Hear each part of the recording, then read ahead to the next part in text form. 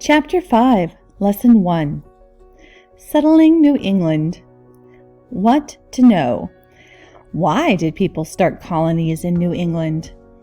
Describe the location of the New England colonies. Identify the people who founded the colonies in New England. Examine the relations between the American Indians and the settlers. So some words to know to study in Quizlet. Charter, descent, expel, consent, sedition, frontier. People: John Winthrop, Roger Williams, Anne Hutchinson. Places: Massachusetts, Rhode Island, Connecticut, New Hampshire. You are there. You walk outside your small village and look out at the sea. 10 years ago, you and your family traveled here from England to build a religious community. First, you were sad to leave England, but you have learned to adjust to your new life. Your experiences have taught you that life in this colony requires hard work and a strong spirit. Recently, you have heard that new settlers from England will soon arrive. You hope they are prepared for all the challenges they will face. The Plymouth Colony, founded in 1620, was the first colony in New England.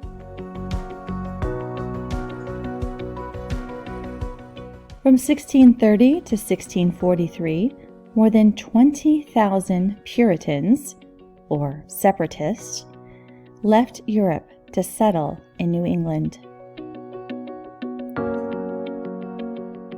A city on a hill.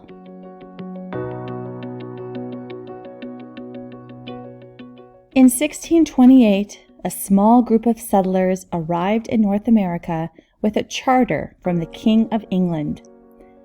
This official paper gave them approval to start a colony in New England. With their charter, they built a village called Salem on a bay they called Massachusetts Bay. Like the Pilgrims, these settlers came to New England to practice their religious beliefs and to start farms and businesses. Unlike the Pilgrims, however, they did not want to break away from the Church of England. They wanted to change the church to make it more pure. For this reason, they were called Puritans. In 1630, John Winthrop led the second group of Puritans to settle the Massachusetts Bay Colony. John Winthrop. He hoped the colony would be seen by others as an example of Christian living. In a sermon, he said, and he quoted from the Bible, "We shall be as a city upon a hill. The eyes of all people are upon us." What's interesting about this quote is that it has been used by several of our presidents in their speeches over the last couple hundred years. Winthrop's group of Puritans chose to build their city upon a hill to the south of Salem, near the mouth of the Charles River. They named their settlement Boston, after a town in England. Most early settlements in New England were built along the Atlantic coast to make it easier for colonists to get supplies from English trading ships. So along the coast, easy access to the boats. Summarize. Why did the Puritans found the Massachusetts Bay Colony?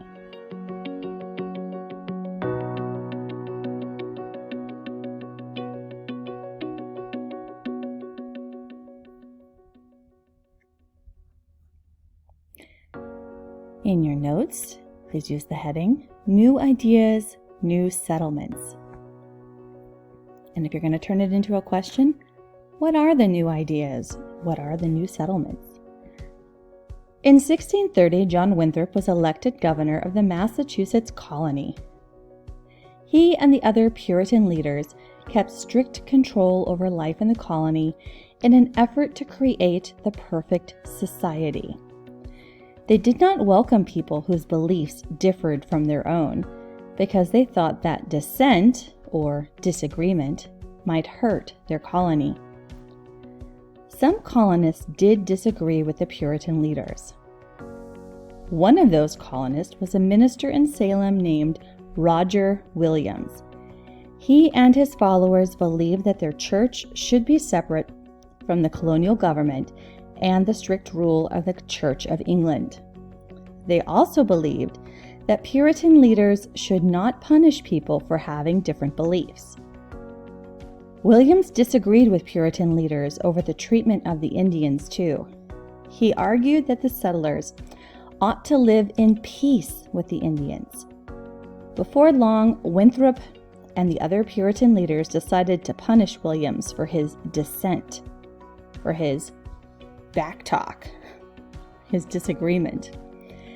They held a court trial and found him guilty of spreading, quote, new and dangerous opinions.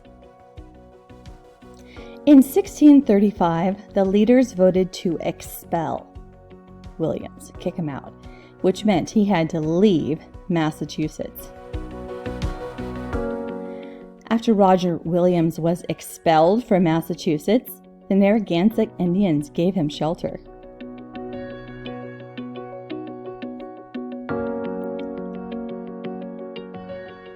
And another dissenter who was kicked out is Anne Hutchinson. Anne Hutchinson's weekly meetings were seen as a challenge to the authority of the men who led the Puritan church. Williams and his family moved south of Salem to what is now called Narragansett Bay. For a short time, they lived near the coast with the Narragansett Indians. Many of Williams' followers soon joined him there. In 1636, Williams bought land from the Narragansett and founded a settlement that he called Providence. Williams ordered a settlement based on the consent or agreement of the people and a spirit of cooperation with the Indians. The new settlement gave its people the freedom to follow any religion they chose. The leaders of the Massachusetts Bay Colony faced another challenge to their authority or power from a colonist named Anne Hutchinson. Seen here, Anne Hutchinson.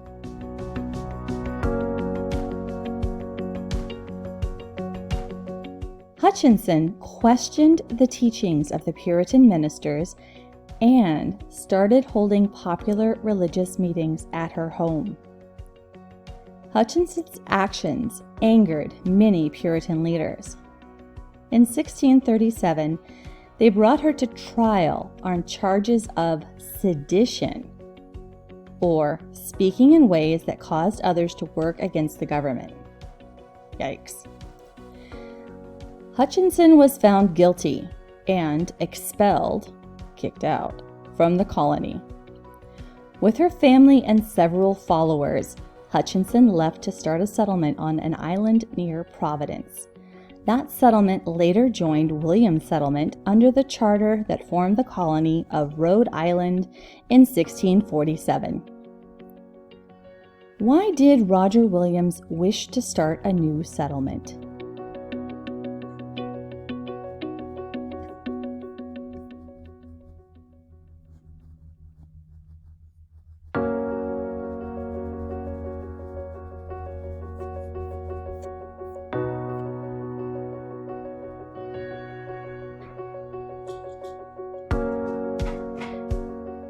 New England grows. Please label a section on your notes, New England grows.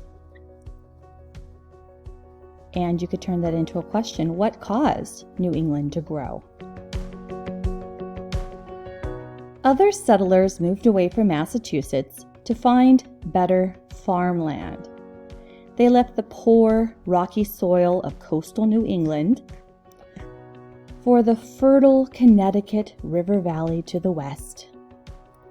Most early Connecticut settlers came to find good farmland, but many also came because of their religious beliefs.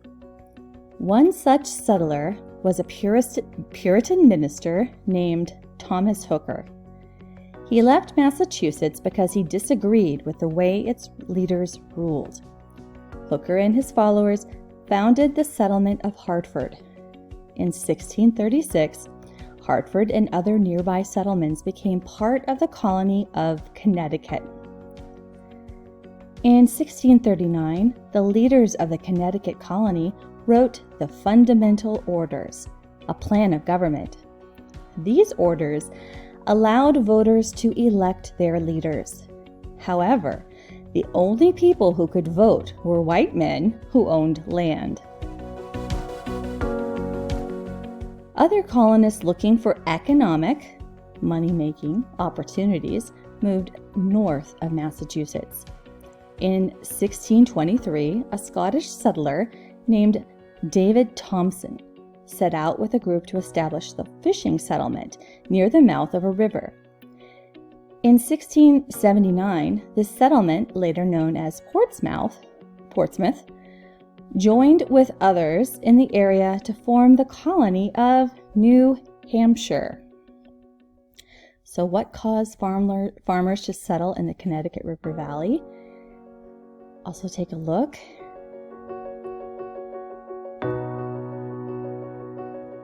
See how small Rhode Island is.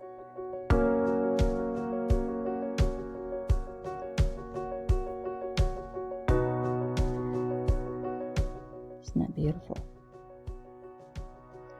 Here, next section, growth brings conflict. So set up your notes. How does growth bring conflict? What conflict did growth bring? As the colonists spread across New England, they settled where American Indians already lived and hunted. In the Connecticut River Valley, fighting broke out between the colonists and the Pequot Indians. The Pequot wanted to stop the colonists from taking over their lands. With the help of the Narragansett and soldiers from Massachusetts, the Connecticut settlers defeated the Pequot in the 1630s. The conflict became known as the Pequot War. The settlers and the Indians had different ideas about land ownership. The Mohegan, Narragansett, Wampanoag, and other tribes believed that no one could own land. When they sold land to settlers, they thought they were agreeing to share it, like a timeshare. The English, however, expected the Indians to leave the land. Metacomet, known to the English as King Philip, was the leader of the Wampanoag Indians. When more English settlers began moving onto Indian lands, Metacomet decided that the Indians had to unite against the colonists. He said, "I am resolved not to see the day when I have no country." In 1675, harsh feelings between the colonists and the Indians led to an all-out war. The colonists named it King Philip's War. Remember, Metacomet's other name is King Philip. The war began when a group of Indians attacked the town of Swansea in Rhode Island. In return, the settlers destroyed a nearby Indian village. Over the next year, King Philip's War spread as far north as present-day Maine and as far south as Connecticut. In the end, both sides suffered terrible losses. Among the colonists, 1 of every 16 men died in battle. At least 3,000 American Indians, including Metacomet, died. American Indian place names. Most of New England's native people belong to the Algonquian language group. Many place names in New England reflect this Algonquian heritage. The name Massachusetts, for example, means at the big hill in the Algonquian language. The name Connecticut comes from the Mohegan word Connecticut, meaning at the long tidal river. Other places in the region, such as Narragansett Bay, were named for the tribes that lived there. Some tribes were nearly wiped out, and most others were forced to give up their lands. Settlers soon moved onto those lands. Some began settling in western Connecticut, while others moved into present-day Vermont, northern New Hampshire, and Maine. The frontier, or the lands beyond the areas already settled by colonists, was being pushed west too. By 1700, more than 90,000 colonists lived in New England. What were the two major effects of King Philip's War?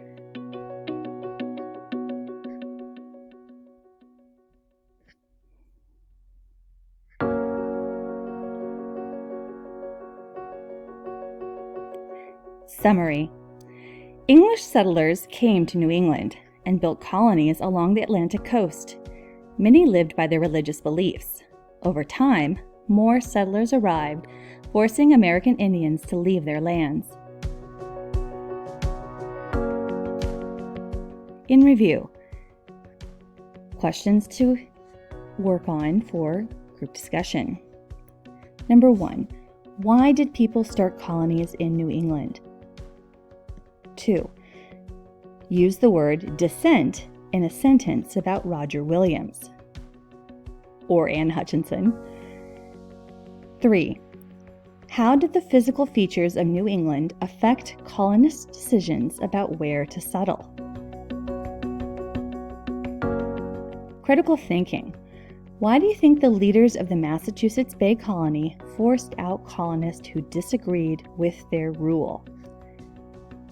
And 5, in what ways did the actions of John Winthrop, Roger Williams, Anne Hutchinson, and Thomas Hooker show the importance of religious belief in early New England government?